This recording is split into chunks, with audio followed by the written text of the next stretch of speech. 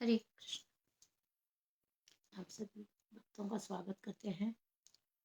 4th canto अध्याय 13 श्लोक number 21।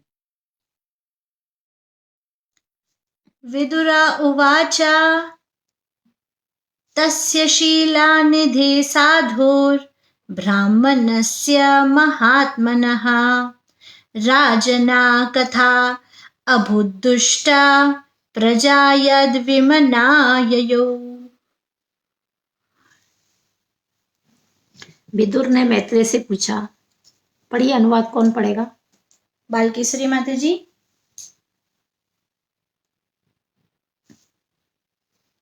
मिलन, तुम्हारी भागवतम का है? क्या है? 21। हरे कृष्ण माता जी। विदुर ने श्री मैत्रेय मुनि से पूछा, हे ब्राह्मण राजा, अंग तो अत्यंत भद्र था। वह अत्यंत चरित्रवान तथा साधु पुरुष था और ब्राह्मण संस्कृति का प्रेमी था। तो फिर इतने महान पुरुष के वे जैसा दुष्ट पुत्र कैसे उत्पन्न हुआ, जिससे वह अपने राज्य के प्रति अनन्य मनस हो उठा और उसे छोड़ दिया। विदुर मैत्रेय मुनि से पूछ रहे हैं कि ये ब्राह्मण राजा अंग तो इतने भद्र थे, चरित्रवान थे, साधु पुरुष थे, ब्राह्मण संस्कृति से के प्रेमी थे, फिर भी इतने महान राजा का ऐसा पुत्र कैसे उत्पन्न हो गया जिससे वे अपने राज्य के प्रति अनमनस हो उठे और उसे छोड़ दिया। कई बार ऐसा होता है, संतान नालायक निकल जाती है, माता पिता अच्छे होते हैं। तात्पर्य पढ़िए।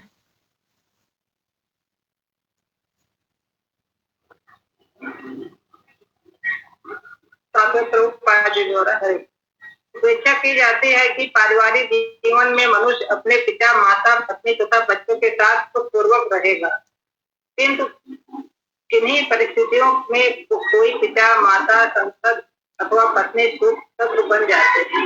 चाणक्य पंडित ने कहा है कि जो पिता अत्यधिक रूढ़ी होता है वह शत्रु है, और जो माता दूसरी शादी कर लेती है वह भी शत्रु है। जो पत्नी अत्यंत सुंदर होती है वह भी शत्रु है, और जो पुत्र मूर्ख एवं निकम्मा हो वह भी शत्रु होता है। इस प्रकार जब परिवार का कोई सदस्य शत्रु बन जाता है तो यहाँ पर बोला जा रहा है कि आशा की जाती है कि पारिवारिक जीवन में मनुष्य अपने माता, पत्नी, पिता, बच्चों के साथ सुखपूर्वक रहेगा, किंतु किन्हीं परिस्थितियों में माता पिता दुश्मन बन जाते हैं। चाणक्य पंडित कहते हैं कि पिता अत्यधिक ऋणी हो, पिता ने यदि बहुत ऋण ले लिया हो, जिस माता ने दूसरी शादी कर ली हो, जो पत्नी अत्यंत सुंदर हो वह भी शत्रु है, और जो पुत्र मूर्ख एवं निकम्मा हो वो भी शत्रु होता है। तो इतने प्रकार के शत्रु होते हैं, तो घर के बाहर शत्रु कम मिलेंगे, घर के अंदर ही शत्रु ज्यादा है। इस प्रकार परिवार का कोई सदस्य शत्रु बन जाता है। आगे पढ़िए। इस प्रकार जब परिवार का कोई सदस्य शत्रु बन जाता है तो पारिवारिक जीवन बिताना या गृहस्थ बने रहना कठिन हो जाता है। सामान्यतः भौतिक जगत में ऐसी परिस्थितियां आती रहती हैं, जिसलिए वैदिक संस्कृति के अनुसार मनुष्य को 50वें वर्ष के बाद अपने परिवार वालों से विदा ले लेनी चाहिए, जिससे कि उसका शेष जीवन कृष्ण चेतना की खोज में लगाया जाए। तो यहाँ पर जो प्रभुपाद जी ने और चैतन्य महाप्रभु ने हमें उपदेश दिया है कि 50 साल तक हमको गृहस्थ आश्रम में रहना चाहिए, उसके बाद में गृहस्थ आश्रम त्याग देना चाहिए। क्यों? कि बहुत सारे मतभेद होते हैं परिवार में, उन विषम परिस्थितियों में गृहस्थ बन के रहना बड़ा मुश्किल होता है। तो लोग क्या करते हैं, विषम परिस्थितियां पैदा होती है, घर छोड़कर चले जाते हैं, और भौतिक जगत में ऐसी परिस्थितियां आती रहती हैं। इसलिए वैदिक संस्कृति के अनुसार मनुष्य को 50वें वर्ष में क्या लेना चाहिए, अपने परिवार से विदा ले लेनी चाहिए, जिससे कि वह उसका शेष जीवन किस में लगा सके, कृष्ण भावनामृत में लगा सके। नहीं तो परिवार में लिप्त रहेगा, गाली गलौच होता रहेगा, लड़ाई झगड़े चलते रहेंगे, और वो व्यक्ति भक्ति नहीं कर पाएगा। नेक्स्ट श्लोक।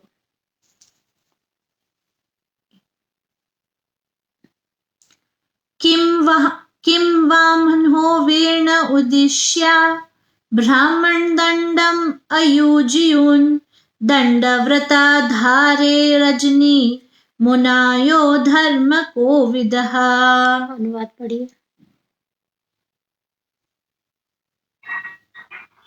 हरे कृष्ण। विदुर ने आगे पूछा कि महान धर्मात्मा ऋषियों ने राजा वेन को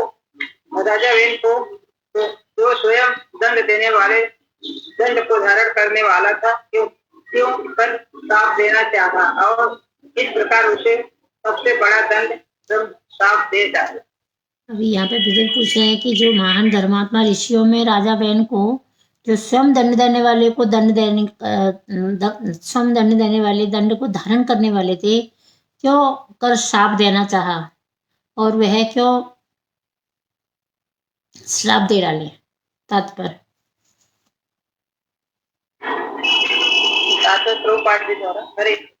ऐसा ज्ञात होता है कि राजा हर एक को दंड दे सकता है, किंतु इस प्रसंग में प्रतीत होता है कि ऋषियों ने उल्टे राजा को दंडित किया। अवश्य ही राजा ने कुछ गंभीर कार्य किया होगा, अन्यथा ऋषियों ने जिनसे अत्यधिक कठोर होने की अपेक्षा की जाती है, धार्मिक चेतना में अग्रसर होने पर भी उसे क्यों दंडित किया। हाँ, तो ऐसा ज्ञात होता है कि राजा हर किसी को दंड देता है, किंतु इस प्रसंग से ऐसा प्रतीत होता है कि ऋषियों ने उल्टे राजा को दंड दे दिया। अवश्य राजा ने कुछ गंभीर कार्य किया होगा, अंततः ऋषियों ने सहिष्णु होने की अपेक्षा से, ऋषि जो होते हैं वो सहिष्णु होते हैं, उनसे दंड की आशा नहीं की जाती। धार्मिक चेतना में अग्रसर होने पर भी उसे क्यों दंडित किया। यह भी प्रतीत होता है कि राजा ब्राह्मण संस्कृति से पृथक सत्ता नहीं रखता था।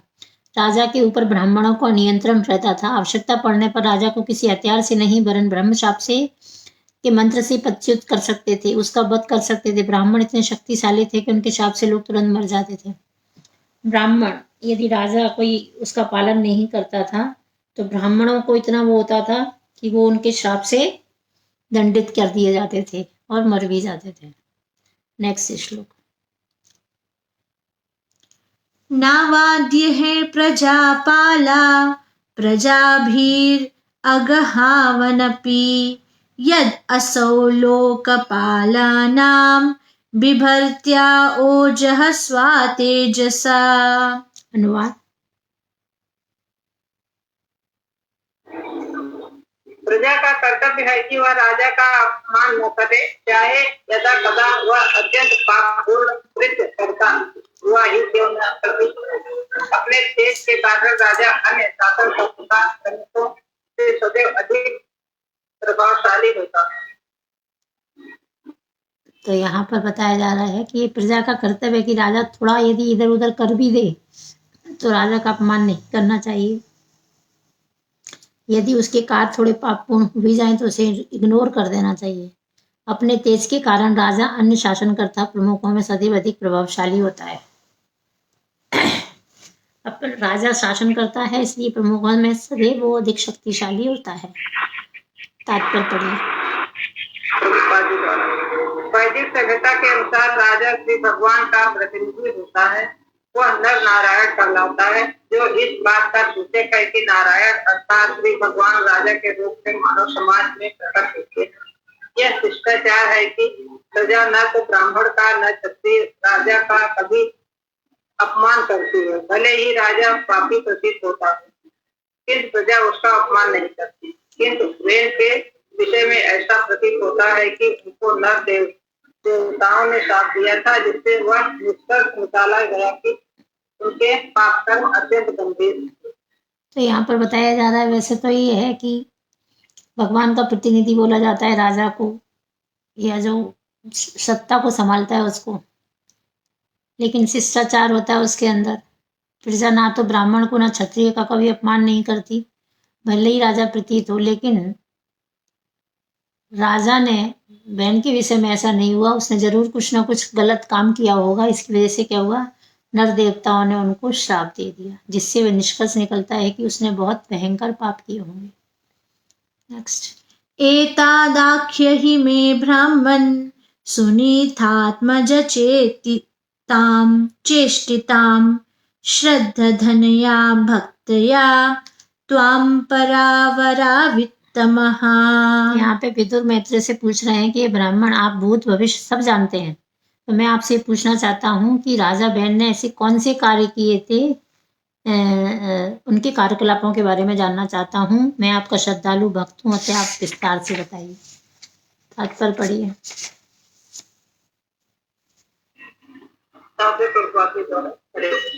विदुर ने मैत्री मुनि को अपना गुरु मान रखा था। शिष्य सदैव अपने गुरु से प्रश्न करता है और गुरु प्रश्नों का उत्तर देते हैं। शिष्य से अपेक्षा की जाती है कि वह भद्र तथा समर्पित हो। चक्रवर्ती ठाकुर ने कहा है कि जिस पर गुरु की कृपा होती है उस पर ईश्वर की कृपा होती है। तो यहाँ पर विदुर ने मैत्री मुनि को क्या मान लिया था? अपना गुरु मान लिया था। और गुरु का कर्तव्य होता है शिष्य के क्वेश्चन का आंसर देना, और शिष्य का कर्तव्य होता है गुरु से क्वेश्चन पूछना, लेकिन किस तरीके से? नम्रता पूर्वक पूछना। शिष्य के अंदर उतनी लायकियत होनी चाहिए। तो यहाँ पर बताया जा रहा है कि विश्वनाथ चक्रवर्ती कह रहे हैं कि गुरु पर भगवान की कृपा होती है जब तक शिष्य अत्यंत विनीत तथा समर्पित नहीं होता। गुरु दिव्य ज्ञान के सभी रस प्रकट करने के लिए तत्पर नहीं होता। हर शिष्य को हर बात नहीं बताई जाती, क्योंकि गुरु को पता लग जाता है कि ये शिष्य इस लायक है या नहीं। जैसा कि भगवत गीता में कहा गया है कि गुरु से ज्ञान प्राप्त करने की विधि में समर्पण, उत्सुकता और सेवा सम्मिलित रहती है।